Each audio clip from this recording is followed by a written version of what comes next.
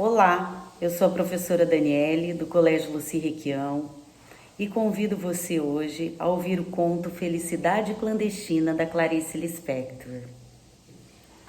Então, vamos lá. Ela era gorda, baixa, sardenta e de cabelos excessivamente crespos, meio arruivados. Tinha um busto enorme, enquanto nós todas ainda éramos achatadas. Como se não bastasse, enchia os 2 bolsos da blusa por cima do busto com balas.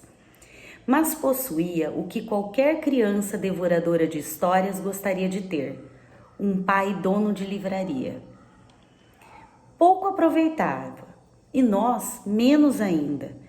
Até para aniversário, em vez de pelo menos um livrinho barato, ela nos entregava em mãos um cartão postal da loja do pai. Ainda por cima era da paisagem do Recife mesmo, onde morávamos, com suas pontes mais do que vistas. Atrás escrevia com letra bordadíssima palavras como data natalícia e saudade. Mas que talento tinha para a crueldade. Ela toda era pura vingança, chupando balas com barulho. Como essa menina devia nos odiar? Nós que éramos imperdoavelmente bonitinhas, esguias, altinhas, de cabelos livres. Comigo exerceu com calma ferocidade o seu sadismo. Na minha ânsia de ler, eu nem notava as humilhações a que ela me submetia. Continuava a implorar-lhe emprestados os livros que ela não lia. Até que veio para ela o magno dia de começar a exercer sobre mim uma tortura chinesa. Como casualmente informou-me que possuía As Reinações de Narizinho, de Monteiro Lobato. Era um livro grosso, meu Deus! Era um livro para se ficar vivendo com ele, comendo, dormindo, e completamente acima de minhas posses.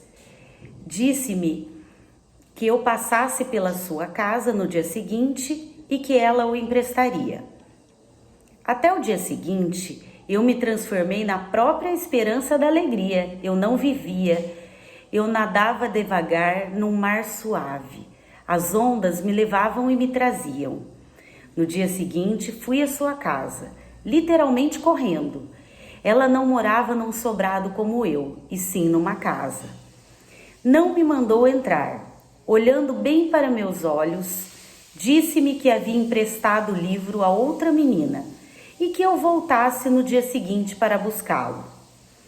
Boquiaberta, saí devagar, mas em breve a esperança de novo me tomava toda, e eu recomeçava na rua a andar pulando, que era o meu modo estranho de andar pelas ruas de Recife.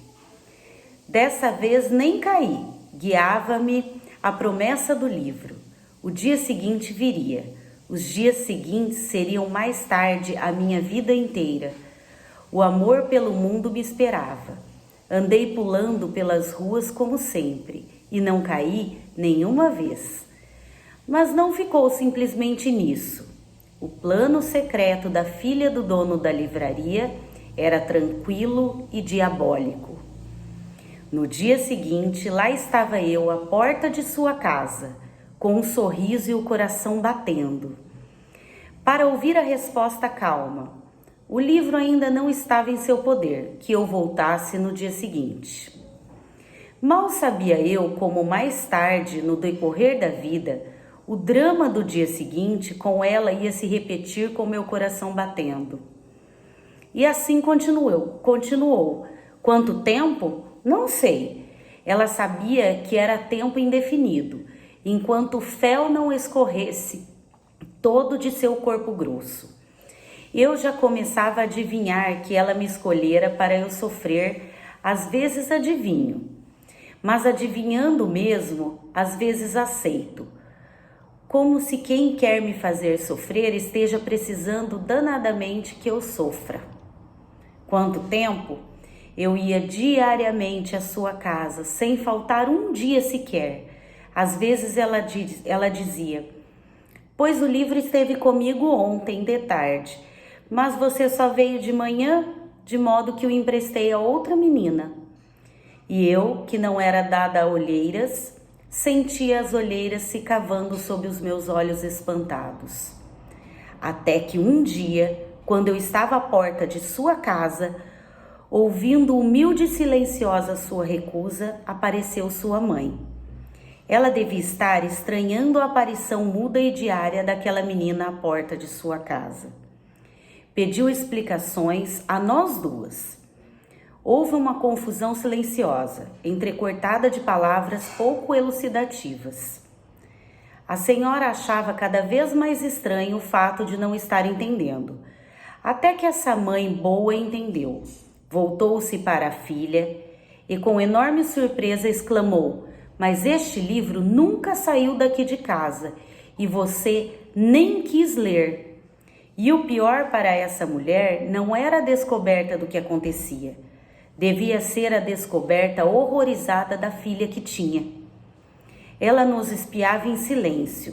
A potência de perversidade de sua filha desconhecida e a menina loura em pé à porta, exausta, ao vento das ruas de Recife. Foi então que, finalmente se refazendo, disse firme e calma para a filha: "Você vai emprestar o livro agora mesmo. E para mim, e você fica com o livro por quanto tempo quiser.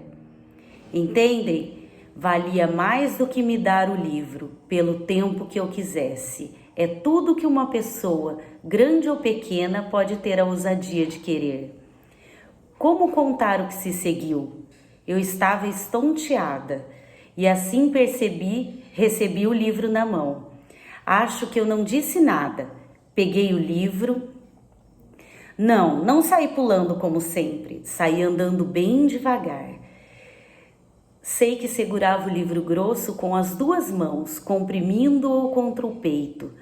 Quanto tempo levei até chegar em casa, também pouco importa. Meu peito estava quente, meu coração pensativo. Chegando em casa, não comecei a ler.